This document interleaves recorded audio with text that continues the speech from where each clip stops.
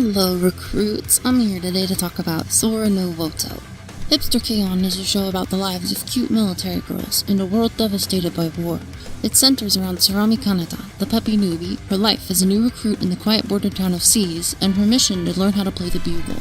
The show joins Kanata in experiencing the lore and intricacies of the town, connecting with various people there and getting used to her new position as one of their guardians. A show about a small troop of child soldiers tasked to defend a border city during wartime might seem like it would get pretty violent and scary pretty quick, but Sora no Woto actually takes more of a slice-of-life route somehow, focusing more on the relationships, complexities, and happenings of each character. The show starts off with a lost lolly being rescued by a mysterious woman in an abandoned building. That lolly is Kanata, and the woman's trumpet inspires her to join the military in order to learn for herself. From there, we quickly cut to her as a not lolly on a train as a new recruit. Now, you may think that joining into a war to learn how to blow on a glorified chunk of brass seems like a worse idea than my parents deciding to carry me to term, but by a stroke of sheer luck, the troop she's assigned to takes a more lax approach to border patrol. The girls in this troop make up the main cast of Sora no Woto.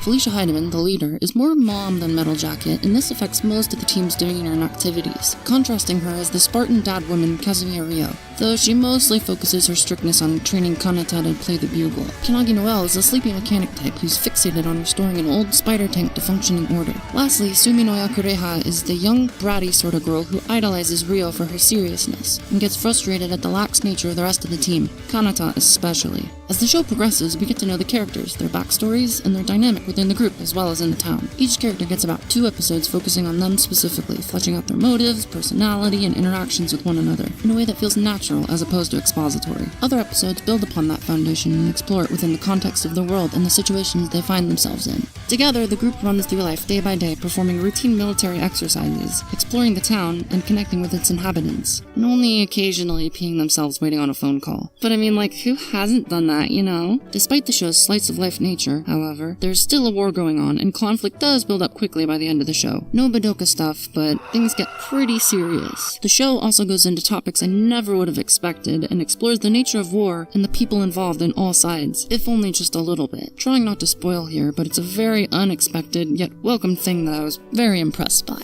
I think Sora no Woto's strongest point is the world it builds. Seas is a quiet town surrounded by a world-encompassing war. The effects of this struggle are illustrated in the town through really subtle means, and oftentimes it takes a second viewing to really understand the significance of certain circumstances of their world. It's surreal almost, like the town is in its own state of escapism from the darkness that surrounds it, and this theme is reflected through the other aspects of the show as well. And there's something oddly comforting about a place finding peace during strife, and it serves to boost the impact of the show for sure. Believe it or not, I'm not a passionate fan of fan service. We have a whole internet full of everything from Fuda's impregnating traps through pure force of will to sweaty awkward handholding. But for some reason, a lot of mangakas and anime studios think that we really need pure maidens clawing at oblivious harem MCs that accidentally waddle into the girls' sauna room, or accidentally grope the squishy bits after tripping over a dead horse or something. So considering how pervasive fan service is, shows that don't have it get points in my book, because Stockholm Syndrome isn't so bad once you get used to it, I guess. Sora no Woto does a good job avoiding that stuff. Everyone dons appropriate military garbs and pretty much never go into that territory. There's a little bit of questionable stuff in one of the OVAs, but it's a fun enough episode to forgive, I think.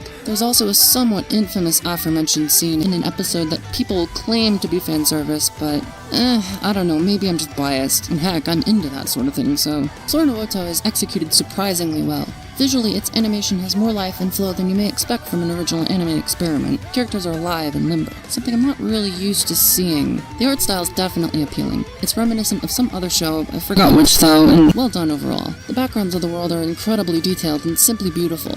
They do well to illustrate a gorgeous, vibrant world for sure. In terms of audio, the show's soundtrack is wonderful. It consists of emotional, powerful, orchestral compositions. There's one very notable exception to this classical orchestral theme though, and it hits you like a pile of gritty, heavy bricks when you get to it. But in a good way, I promise. Unfortunately, the show is far from popular and criminally underrated in my worthless opinion. Sora no Woto was a part of an unsuccessful triad of original anime called Anime no Chikara, of which it's the only one that seems worth viewing, and honestly the only one I've ever even seen. Being being an original show, however, there isn't an established manga that picks up where the show left off, though there is one that covers the events we're in. There was talk of 2 more seasons, but lack of success of any of these 3 projects condemned it to never happen. Though in a move straight out of left field, another studio made a bold decision to make a season 4 of Sora no Woto. At least I like to pretend they did. Sora no Woto is among my top 5 favorite anime, and it isn't easy to say why at first glance like it is for things like Made in Abyss, or Tenchi no Drop, or Schindler's List 3. A lot of its strong suits for me hide within the lore, and the sense of wonder the world evokes, despite being in the final throes of death. I love it, and not just because it's unpopular, gosh, Blake, really is a sleeper hit, the kind of show you can watch over and over again and find new, neat things each time. I don't feel it's likely that Sora no Woto will ever get a season 2, but I think that might just be okay. It's a beautiful yet ephemeral experience, and maybe it's appropriate that its inevitable demise parallels the world it portrays. Or maybe I'm just being pretentious. I just hope you enjoy it while it lasts.